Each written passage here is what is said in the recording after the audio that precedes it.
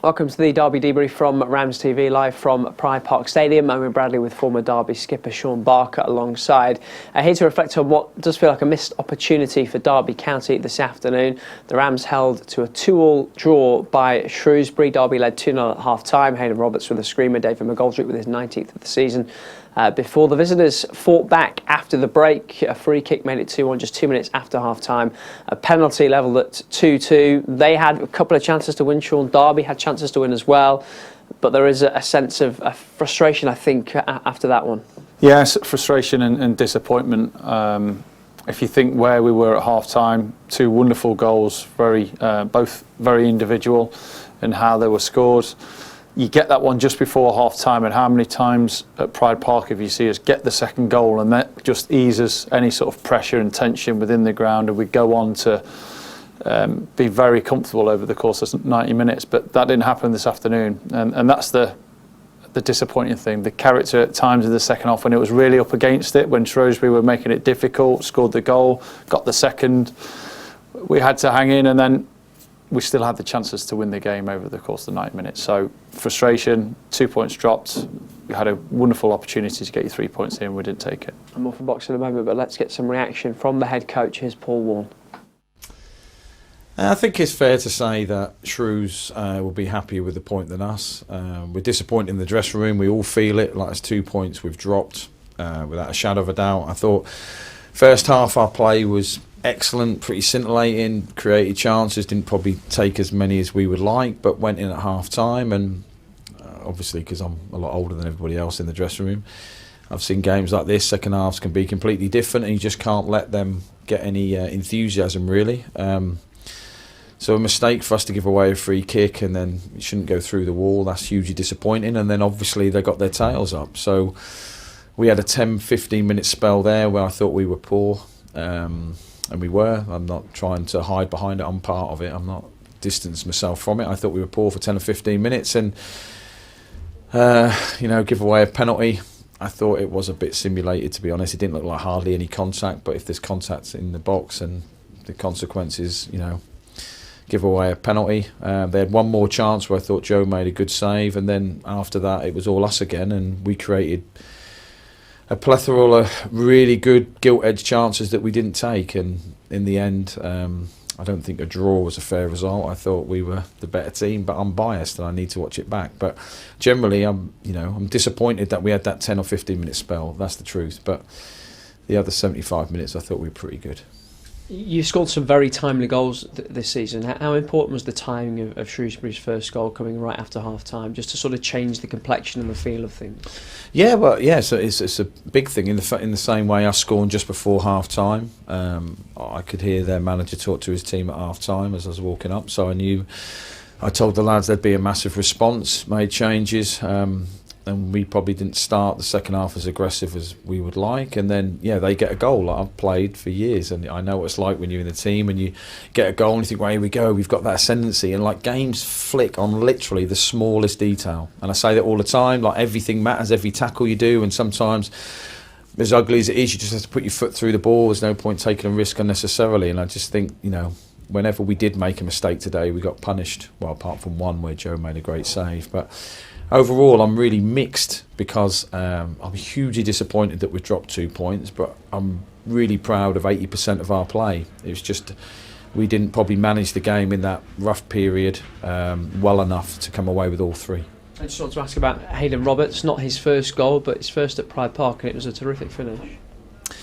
Yeah, an absolute screamer. I mean, the detail on it, which I really like. Runes' pass down the line was literally inch perfect for Tom to come on and cross, and then Connor's layoff for Hayden literally said, come and hit me. This is literally put the mitre in the right direction, so he knew where to hit it. And as soon as he hit it, I thought that's got a right chance, and it did. It was a great goal, and it deserves to win a game on its own. Didsy got another goal as well, and apart from that, I thought Corey was outstanding in midfield, and then when he went back to right back, Runes was cramping up. So overall, there were some really good performances, but unfortunately not enough to win the game. You mentioned Jake Rooney, who started for the first time in a while today. What was the thinking with bringing him in?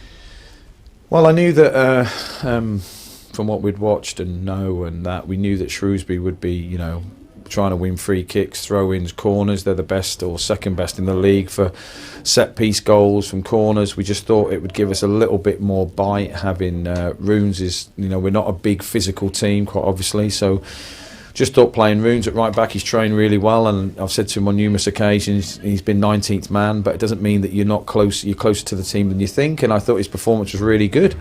It enabled Corey to sit in the middle of midfield, and although I had to take Harvey out of the team, and the same I took Nat out of the team. Nat was exhausted from the exploits over the last few weeks. Sometimes it just needs a change, and if I was standing here talking to you with a 2-0 win, I look like a genius, but not to be. But I thought everyone who came in done really well, but it's just we leave the stadium today just disappointed that it's one that's got away. And I was speaking to my coaching staff before I went in to speak to the players, and it feels like it's not like a point that, oh my God, we're so pleased we've got a point. It just feels like we've wasted 2, not intentionally, but we're probably 9 points behind where we should be. There's been a few of them that I feel like we haven't really took the team to the sword like we should have. Thanks.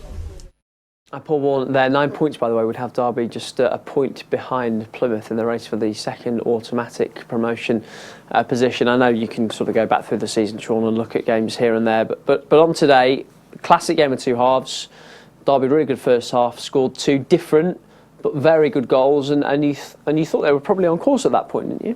Especially when the second goal goes in, because we've seen us kick on from getting the second goal, and the first goal was just a wonderful strike from Roberts. Well worked down the right hand side. It cuts the ball back. Haran in that position towards the edge of the box, lays it off to him, and it's a brilliant strike into the far corner from Roberts. The second one was about McGoldrick, his understanding of the game. His first touch is brilliant, just to get it away from the defender. Gets his arm across, uses his strength and hits it hard and low. And at that point, you fully expected to go on in the second half and be comfortable. But Shrewsbury came out a different team. You knew they would do with Steve Cottrell. He wanted a reaction, he got it. We didn't deal with that pressure well enough for me. In terms of a group, in terms of the quality we've got to deal with those situations a little bit better, because once we did get over that, we still had chances to win the game when it was at 2-2. We should have expected a David McGoldrick goal, given the form that he's been in, especially at Pride Park. And he actually had that chance very early on as well, didn't he?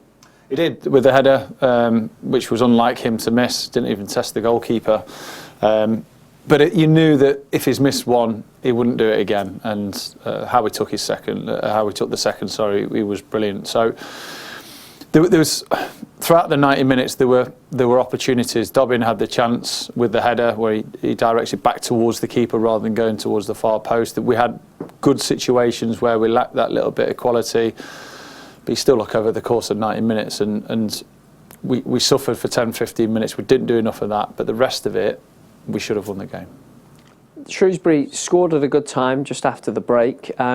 Did we see in those sequences the details really matter? I mean, Craig Forsyth gives away the free kick. We'll hear from him in a minute, and he says, I should have just put my foot through it. But then maybe a needless, if it's a little bit soft maybe, but a needless challenge from Rooney for the penalty. Are these sort of the things that change a game? Well, the fine margins are huge for it, especially when playing against a side like Shrewsbury. So we know that they can come back. We know that they're difficult to beat. So even at 2-0, that they're always going to be a threat. The first goal was poor. Fozzie obviously can clear his lines, but at that point, so much of the play, we're more comfortable. We're building through the pitch. Their change in formation and the setup in the second half was much more aggressive, and we didn't maybe deal with that.